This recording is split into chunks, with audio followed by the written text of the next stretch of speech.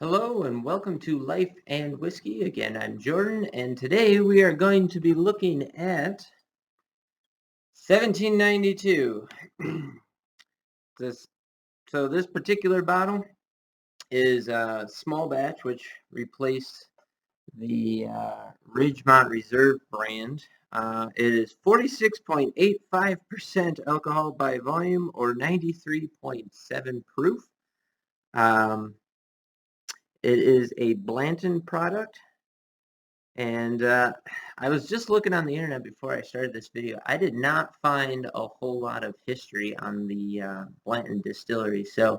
Um, but it's a fairly high proof in alcohol. That's something that I just want to briefly touch on. So alcohol by volume is ABV, and you'll see on every bottle of liquor that there is a percent ABV, so alcohol by volume listed, and there is also a proof listed.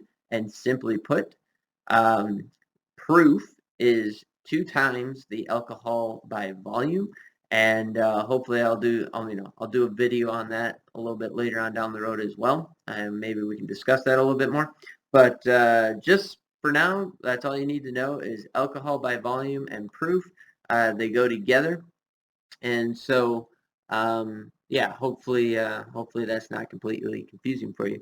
And the higher the percentage alcohol by volume, the more burn you're going to get, but also typically the more complex the flavors are going to be. Yeah. With that, let's get into this bottle and see what we got. Um, And again, I was using the Bourbon Tasting Notebook by Susan Reigler and Michael Veach. And what I've been using that for is to take and here, I'll pour this in camera view here. Take and go through that book, marking them off as I go. So it's a good record keeping thing for me. Um, and that's what I'm using it for. Now, most of the whiskeys that I'm doing in here, oddly enough, actually are award-winning whiskeys in one category or another, but they're really good. And just because it's award-winning doesn't mean that you are personally going to like it. So, I'm not going to crap on you if you have different flavors, profile, and preferences than I do, and nobody should. Again, I'm going to go back to the Whiskey Tribe. I really believe in what they stand for and the rules that they have. Their number one rule is, don't crap on somebody else for the way that they like their whiskey. Yeah, if you haven't already, I'm going to put the link in the description below. Join up for the Whiskey Tribe. I think you'll really get a lot out of it and a lot of appreciation for it. Anyways, so here we go. So to me, on the nose, straight away, I get cherry, which is not an uncommon note to be found in bourbon. I get a sweet and a caramel, uh, and a light oak flavor, or note in there. A little bit of new leather. And then for me, for some reason, this particular one, this bourbon, every time I smell it, I get an acetone nail polish remover smell. That's what the nose always ends on for me. Um, so like I get all that other stuff first, and then the last thing that I pick up is nail polish remover. So um, for me, that automatically kind of puts this out of the light category. I'm not a huge fan of this whiskey, but it's not a bad one. And especially at the higher proof, you should expect alcohol burn. Sometimes it's harder to get through that on both the taste and the nose, especially if you're new to it and you're not quite used to that alcohol burn or that high ethanol scent getting up into your nose. It's hard to pick through some of that stuff. So the higher the proof, the more you're going to have to work on it. You might have to acclimate to it in order to pick that stuff out. But yeah, those are basically the notes. I get some leather in there.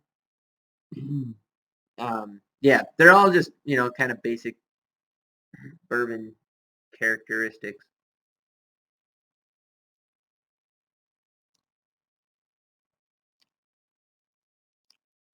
So that one up front, you get the high alcohol burn. up into the nasal cavity at the back of the throat. Before that happens, I get a sweet caramel note, and then then I get the burn, and I get some alcohol in it. Um,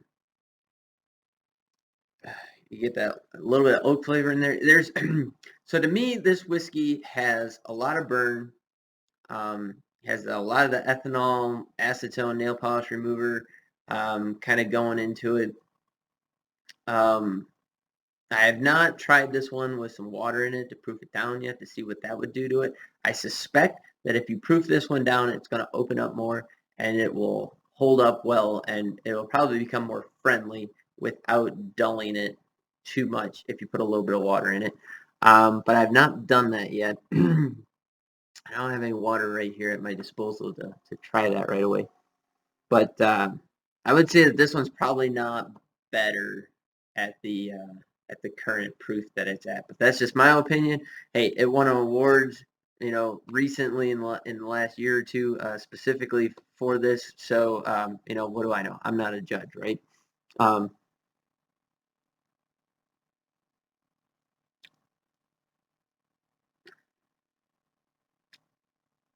Going back to it, it's smoothed out now. Get a lot more sweet on the second sip.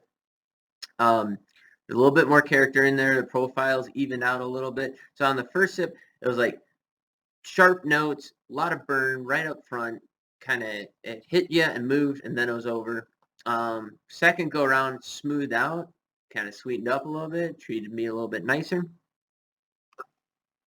Um, and then it moved in, and then moving into the finish, that finish drew out a little bit more. So now it has a longer finish, has some sweeter flavors in there, and then a nice black pepper spice kind of finishing it up on the end. Um,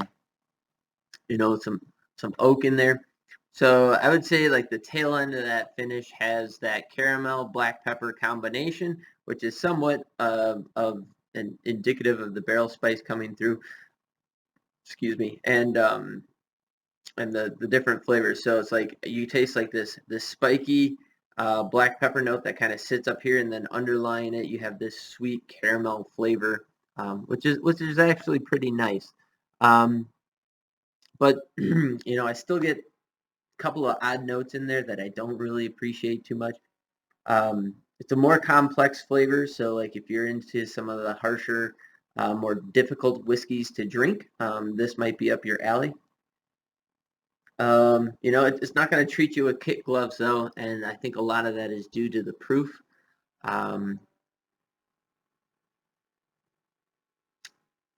get back in there one more time. Okay, so now there you go. Three different tastings, and I got three different experiences. On this last one, it was way more sweet, way more subdued. The only burn I was really getting is the alcohol burn in the back of the throat, kind of going down my throat. And then it goes into oak, but not oak spice. And just now I'm starting to hit a little bit of a pepper note, but still mostly sweet.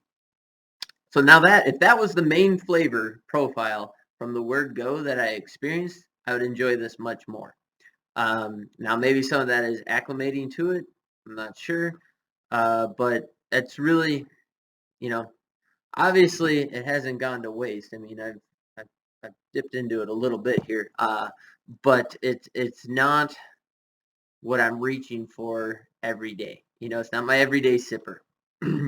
It's not something that I would give to somebody who's new to whiskey. It's not something that I would give to somebody who is new to bourbon. I mean, it's going to slap you around a little bit. So, if you like this kind of whiskey, you're going to put on your big boy trousers and settle in for a little bit of punishment. But even with that, it's not over the top. I don't want to blow it out of proportion and make it seem like it's something that is so horrific that it's not good. It is good, and there's a lot of notes in there I can really appreciate. It's just not typically what I'm going to be reaching for and what I really want, especially in the bourbon category. So there you go. There's my notes and impressions on it, and hopefully you found something in there that can appeal to you. If you like the sounds of that, if you want to try and experiment with maybe a higher proof whiskey or a higher proof bourbon, this might be the way to go. It's not incredibly expensive. I don't recall what the price was on it. I want to say it was in the 40s. But I could be wrong about that. So if please in the comments below, please, if you got something to say about it, if this is your favorite whiskey, let me know. If you've had an experience with it, go ahead and put that in there, and let me know what the prices are in your area on a bottle like this. I think that'd be really great for people to kind of get a good idea of what to expect. And let's start doing that in all the comments from here forward. Just put in there what you can find these bottles for in your area. That way, when people are searching for a review of a certain whiskey, they know what they can expect in the area, and we can kind of catalog it for everybody so that that people aren't in the dark always and paying absurd prices for stuff. So go ahead and do that, and thanks for watching this review. I hope you like it and found something out of it, and please please stick around for the next video, and look forward to it. Until then, have yourself a great day, and I'll catch you guys later.